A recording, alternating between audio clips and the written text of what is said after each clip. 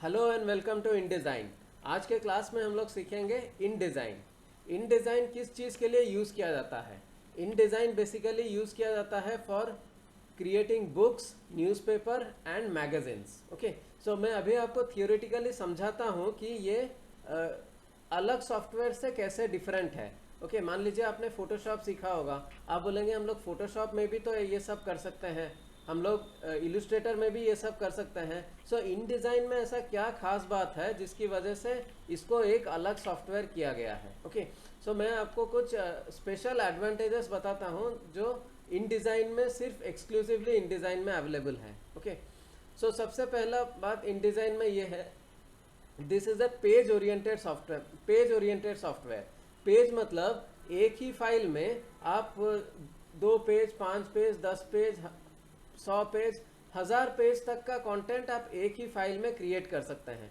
तो जैसे आपने PDF फाइल देखा होगा, पेज 1 2 3 4 ऐसे कंटिन्यू होके जाता है, तो वैसे ही InDesign में क्या करेंगे, it's a page oriented software. आप उसमें नया नया पेजेस ऐड करके नेक्स्ट पेज कंटेंट्स क्रिएट कर सकते हैं, जैसे हम लोग माइक्रोसॉफ्ट वर्ड में करते थे। ओके, फोटोशॉप में क्या होता था, this is a single file concept. एक ही फाइल में एक ही इमेज बनता था, तो चार, अगर आपको अलग फाइल करना होगा तो 4 अलग फाइल करना पड़ता था। लेकिन InDesign में क्या है, आप एक ही फाइल में जितना पेज चाहे कर सकते हैं डिपेंडिंग अपॉन द रिक्वायरमेंट। जैसे कोई ब्रोचर में 4 पेज होता है या 8 पेज होता है, आप उसको टोटली एक ही फाइल में क्रिएट कर सकते हैं।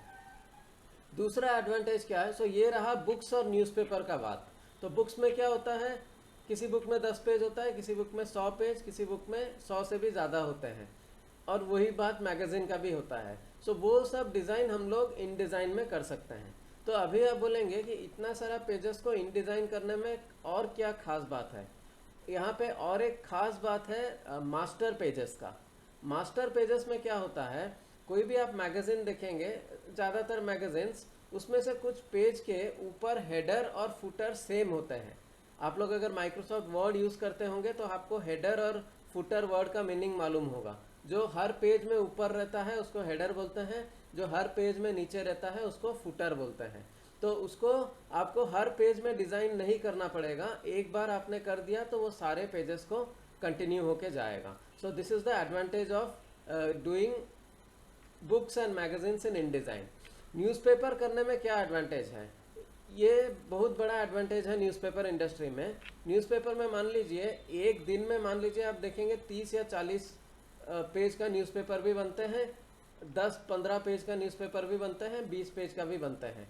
तो इतना सारा पेज क्या कोई ग्रुप ऑफ डिज़ाइनर्स एक ही दिन में कंप्लीट कर सकते हैं? डिज़ाइनिंग का स्टार्टिंग टू एंडिंग तक नहीं कर सकते।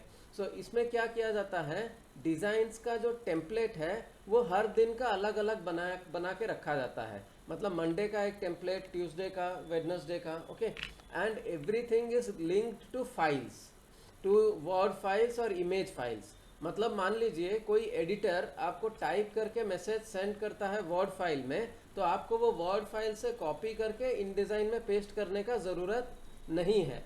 वो क्या होता है, आप उस फाइल में कंटेंट को अगर पेस्ट कर देंगे पर्टिकुलर फाइल में, वो ऑटोमेटिकली लिंक होके InDesign में अपडेट हो जाता है। और वही चीज़ इमेजेस का भी होता है।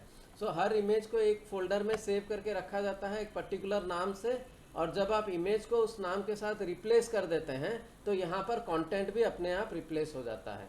सो इससे क्या होता है, ग्रुप में जब वर्क किया जाता है तो सबको एक एक फाइल असाइन कर दिया जाता है या 2-2 फाइल असाइन कर दिया जाता है, जिनको हम लोग सब एडिटर्स बोलते हैं। तो वो लोग 2-2, मान लीजिए वो आर्टिकल जब असेंबल करते हैं, जो फाइनल कंपोजर होता है वो अगर सिर्फ लिंक अपडेट का अगर बटन प्रेस कर देगा तो यहाँ पे जितने लोगों ने जो भी अपडेट किया होगा वो यहाँ पे सेट हो जाएगा। जो फाइनल एडिटर है उनको सिर्फ देखना पड़ेगा कि जो जो मैटर इनपुट आया है, कहीं पे स्पेसिंग ज़्यादा या कम है, या फिर कहीं पे टेक्स्ट ज़्यादा हो जा रहा है, तो वो इस हिसाब से 1-2 लाइन ऐड करने का या 1-2 लाइन डिलीट करने का इंस्ट्रक्शन देते हैं, जो फिर अगर वो ऑपरेटर वहाँ करके अपडेट कर देता है और यहाँ पे अपडेट कर देने से वो आ जाता है। Okay, sorry. So this is the concept of InDesign। Hope आपको समझ में आ गया होगा कि स्पेशली InDesign किस लिए यूज़ किया जाता है। सो नेक्स्ट क्लास से हम लोग क्या करेंगे, we will start learning the software. यहाँ पे हम लोग क्या करते हैं, let us start take a tour of an interface. Interface मतलब जब सॉफ्टवेयर स्टार्ट होता है तो आपका स्क्रीन कैसे दिखता है। अभी देखिए आपका सॉफ्टवेयर स्टार्ट हुआ है तो आपका स्क्रीन यहाँ पे ऐसे दिख रहा है। यहाँ पे आपको क्या करना पड़ेगा, न्यू के ऊपर क्लिक करना पड़ेगा। तो यहाँ पे न्यू के बहुत सारे सेटिंग्स आएंगे। सो एज बेसिकली लोग प्रिंट रिलेटेड काम के लिए InDesign यूज़ करते हैं, तो आप यहाँ प्रिंट के ऊपर क्लिक करेंगे। ओके, सो यहाँ पे ज़्यादातर हम लोग A4 साइज़ में प्रैक्टिस करते हैं, तो आप यहाँ पे A4 सिलेक्ट कर लीजिए, then click on create. Okay, तो अभी देखिए आपका InDesign का एक नया फाइल क्रिएट हो गया। Okay, and this is the interface of InDesign। यहाँ लेफ्ट साइड में आपके टूल्स हैं, ये वाला आपका पेज है। ओके, यहाँ पे आपका पैनल्स आएंगे, यहाँ पर आपका प्रॉपर्टीज़ है और यहाँ पे आपका मेनू बार है। Okay, so this is the interface of InDesign। Next class से हम लोग सीरियली जो जो टूल जैसे पढ़ाया जाता है उस हिसाब से हम लोग स्टार्ट करेंगे। Okay, so welcome to InDesign। हम लोग InDesign में पूरा ऑप्शन सीखेंगे और स्टेप बाय स्टेप 2-3 प्रोजेक्ट भी बनाएंगे। Thank you.